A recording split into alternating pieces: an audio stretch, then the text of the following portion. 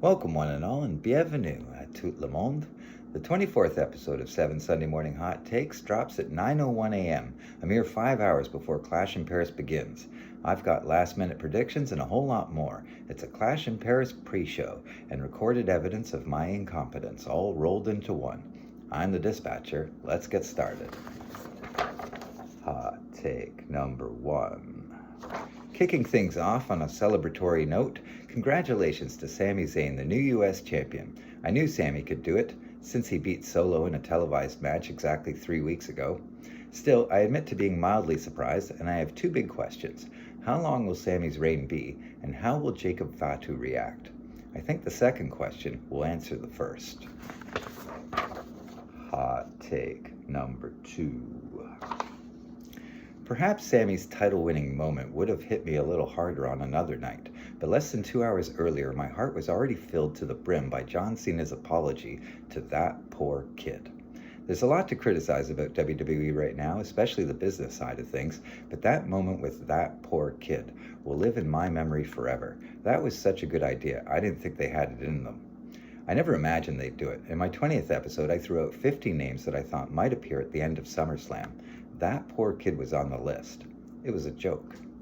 I'm going to make a bold statement. At this moment, that poor kid is the heart of the WWE Universe, and he represents John Cena's soul. Stick around till the end of this video to find out how. Hot take number 3. More than 3 weeks ago, a second and third El Grande were introduced. Is that going to lead anywhere? Dom has been chatting with the original El Grande, who is actually not the original El Grande, but let's not get sidetracked here. The point is, all these El Grandes, there's a purpose to it, right? Does anybody know what the story is here? Because I feel like there's pages missing to this book, or even whole chapters.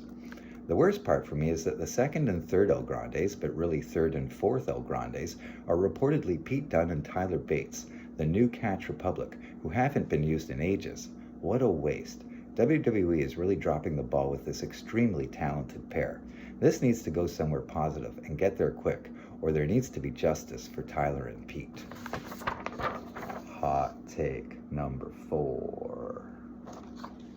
Meanwhile, another element in the El Grande epic has now gone missing. Ivy Nile and American Made have suddenly fallen out of view. I really like Ivy Nile, but the Raw women's roster is stacked, so it's a tough draw, but American Made are victims of the entire Raw Tag division being an afterthought. As mentioned, New Catch Republic should be there and would square up well against American Made. Wild and Del Toro recently showed that they can razzle-dazzle.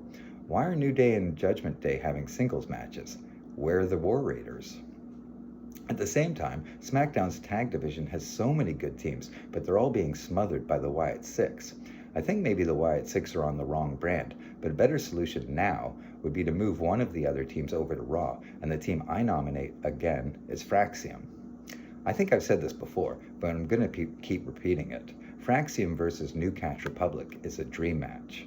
Just to be clear, what the Raw Tag Division could be: Fraxium, New Catch Republic, American Made, Wild and Del Toro, Angel and Berto, New Day, War Raiders, and the Tag Champions Judgment Day.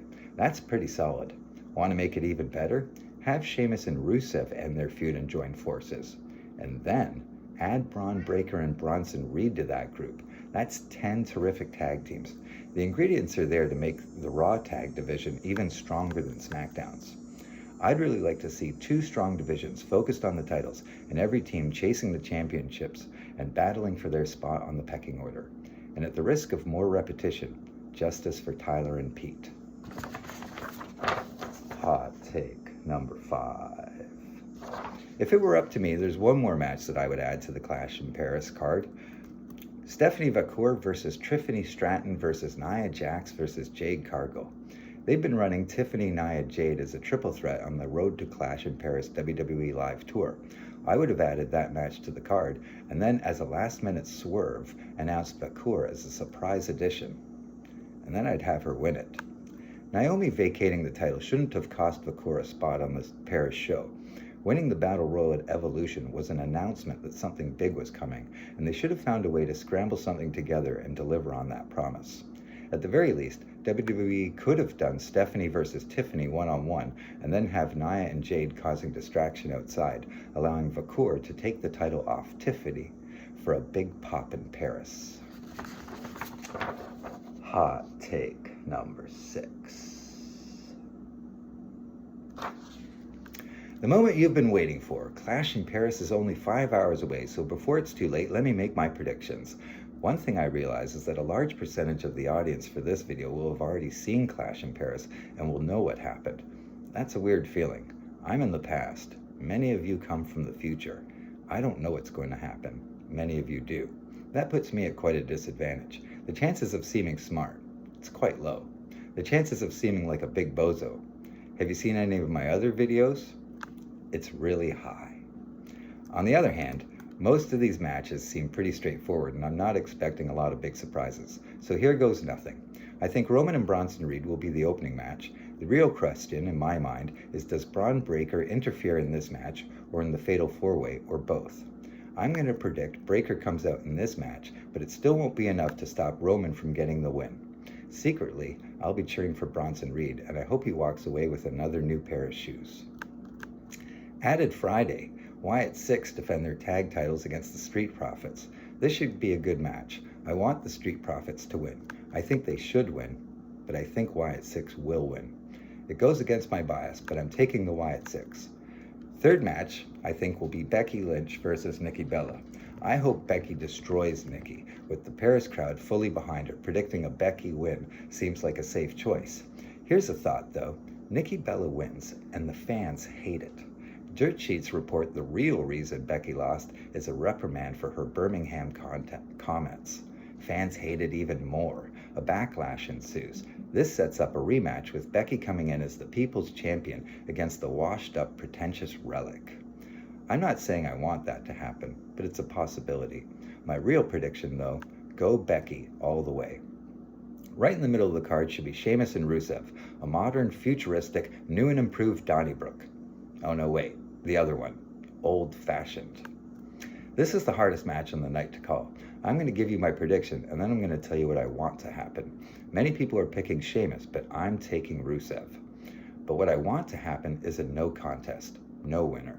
After a huge spot that takes out both wrestlers, the match is interrupted by Shinsuke Nakamura, who forcefully convinces both wrestlers to surrender to his guidance. Weeks later, we discover that Nakamura is merely the Grand Vizier and Chief Strategist to this new army. The real leader is the Ring General himself. I think Cena goes last, so that means the Fatal 4-Way is next. Not a lot to say here. I think Rollins has to win, otherwise all that business with the Money in the Bank amounts to nothing. I'm ready for a CM Punk title run, but I don't think this is how it happens. I like LA Knight a lot, yeah, but I think he takes the pin. Aw. I'm also going to predict that Jey Uso spears CM Punk just as he's about to give Rollins a GTS, only to get caught in a pedigree. Rollins for the win after a stomp on Knight. Last match is Cena and the Dipstick. I hope the Paris crowd is on fire for this match. In fact, I think it's up to the audience how good this match will be. My bias is Cena all the way. There's no way I'm taking the Dipstick, but I could see it happening, especially if Brock turns up, or Drew McIntyre. But if Drew is there, Orton will be there too. I'm going to predict no Brock in sight, and Cena wins clean. Hot take number 7. Okay, if you've already seen Clash in Paris, then I probably already look like a dope, so let me tell you what comes next. Just as the show is seemingly wrapping up, Cena's celebration is interrupted by, dun dun dun, The Rock, on the Videotron. And he's in some airport hangar somewhere, and the audio is really fuzzy, and you can barely hear him, but he says he was the one that sent Brock Lesnar after Cena to collect his soul. Michael Cole, in his most serious voice, solemnly declares that this is the most uncomfortable moment in his life. We then see The Rock boarding a private jet, and the camera pans across to show the sad face looking out from a cabin window of that poor kid.